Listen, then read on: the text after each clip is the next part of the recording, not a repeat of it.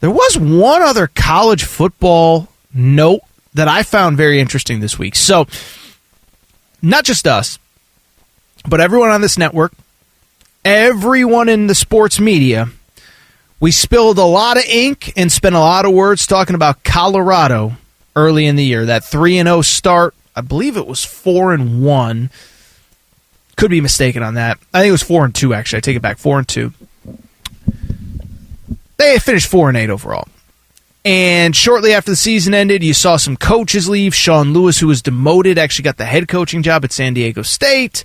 The defensive line coach left for Syracuse. And it felt like this Coach Prime thing might be going sideways. I bring it up because on Thursday morning, if you were watching Undisputed on FS1, Jordan Seaton, the number one offensive tackle in high school football, made his college announcement. He had a Final Four of Oregon, Bama, Ohio State, and Tennessee. And he chose the Colorado Buffaloes. I bring it up because Coach Prime, just when you left him for dead, just when you thought, oh, it's all sizzle and no steak, he didn't flip, but another marquee recruiting win, the number one offensive tackle in America. And it is worth noting, by the way, Jason, this is the transfer portal open on Monday. This is the first weekend where players are really visiting. How about this? Just look this up. Colorado has gotten 5 commitments this weekend out of the transfer portal, 4 offensive linemen. Now, we'll see if they can play. One of them was a starter in Indiana last year. They fired their coach. One of them was a starter at Houston last year. They fired their coach. I bring it up to say, what did you make of Coach Prime just when everybody was ready to give up on him? Shows he's still got that recruiting sizzle. And then bigger picture, what does it mean? Is this program back trending towards the right direction? Was it all hype and no substance? What do you make of Coach Prime and his big recruiting win?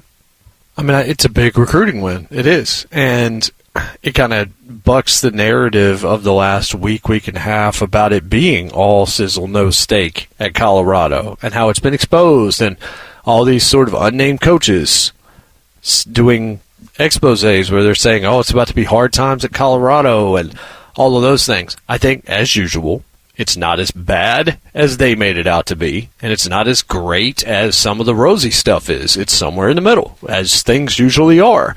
But one thing that Deion is going to do, I would imagine, is what any of us would do, which is get better, learn some things. Is it possible he was a little bit blind to some things he needed to be focused on? Yes. The recruiting wasn't looking all good, but you look at the transfer portal, you have an opportunity. And one of the reasons why you wanted to bring a Deion Sanders into a place like Colorado is because Deion can sell a program, because I want to be around Deion Sanders.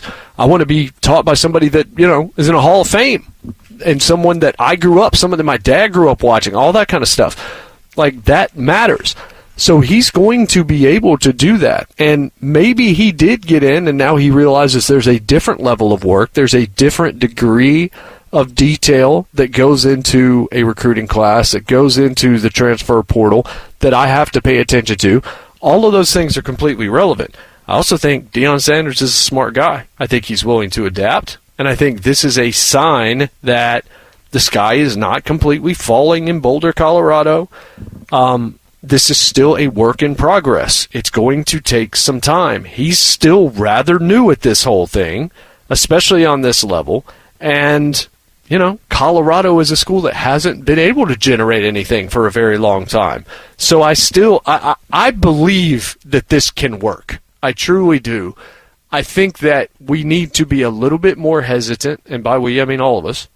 We need to be a little bit more hesitant in crowning Colorado if things go well early, and this goes for anywhere else.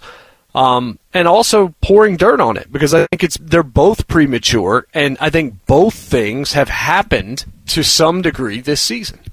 So I pretty much agree with everything you said, is that, it was probably never as good as it looked in those first couple weeks, but it probably, listen, it wasn't as bad as people made it out to be at the end. I mean, listen, they went 4-8.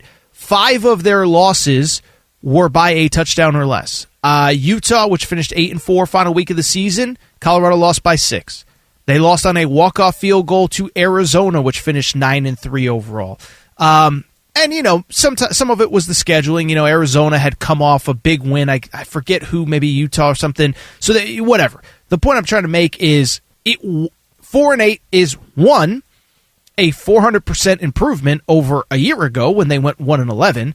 And then two, on top of that, like I said, a lot of the games were close. And so I'm with you. I think what this week definitely proved to me once again, and I think you forget it, and I think I forgot it when the negative stuff comes out, is that if you can get Coach Prime, if you can get Deion in front of, I believe, just about any recruit in the country, you got a shot.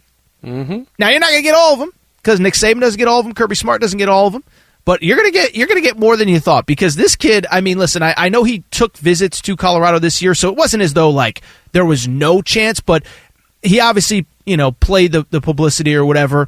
Like I said, a Final Four that didn't include Colorado, then he goes on undisputed and commits.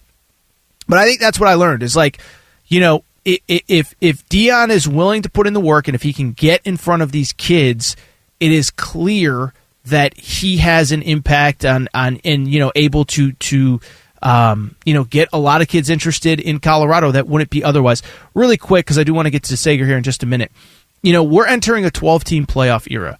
We're entering an era where the Big 12 is not going to have Oklahoma and Texas. And that conference is going to be wide open. Maybe not next year because, it's going to be tough. I mean, they did go 4-8, but that offensive line was not good. The defense needs to be better, etc. If Coach Prime really is committed, if he stays after, obviously, Shador and Shiloh and his sons leave that program, do you think that he can build a team that can make the playoff? Because, again, he's shown the chops to get the individual recruit, but obviously, as we all know, to win at the highest level, you need 15 to 20 to 25 Jordan Seatons every class, and then, of course, to have success in the portal as well. It can't be a one-off here or there. Do you believe that in this new era, I'm not saying national championship, that bar is so high, and I think it's actually going to get higher when you have to win 3 postseason games as opposed to 2, but do you think he can build a team that can, if he stays the next 10 years, can win a Big 12 title once every 2-3 years, play in that playoff, maybe win a game once they get to the playoff, and who knows, maybe one day, I'm not saying, beat Alabama or anything like that, but do you think that ceiling is potentially there if he sticks around? Yeah, I mean, again, with the 12-team playoff, yeah, of course the ceiling is absolutely there. I do think so, because I think we've seen some programs that have kind of risen from the ashes of nothingness that didn't have a Deion Sanders as a name that could bring them in. Is it going to be a challenge? Absolutely. Is it going to take the time? Yes. Is he going to be there long enough to do it? That I don't know. And I don't think that he's just there for his family and all that. But if he starts to have some degree of success, is he going to get poached before he has a chance to make it to the playoff? I think that might be the bigger question, because I don't think this is just going to flame out and Deion Sanders can't coach at a high level in college football. I simply don't believe that. Not the way college football is set up now. Is he going to have to be a little bit more patient in terms of his staff and some of that? Is he going to have to be careful about who he hires, how he treats them when they're there, all of that kind of stuff? Absolutely. These are things that he's going to have to learn. I think the question is just whether or not there's another job that comes calling at some point that pulls him from Colorado before they're able to complete that journey. Yeah, we will see on the other jobs and all that stuff. It is worth noting, by the way, just for people who didn't necessarily follow the time at Jackson State, went 4-3 his first year in the COVID year, then made a really big jump to 11-2 in year 2, 12-1 in year 3. So 4 wins again at Colorado in his first year. I'm not saying 11-2, but can he make a big jump? Definitely a step in the right direction this week. As we said, the number 1 offensive tackle in high school football, Jordan Seaton, commits 4 commitments along the offensive line here on Saturday out of the portal. And National Signing Day is 2-3 weeks away, so we'll see if he can flip some more high-profile players before then.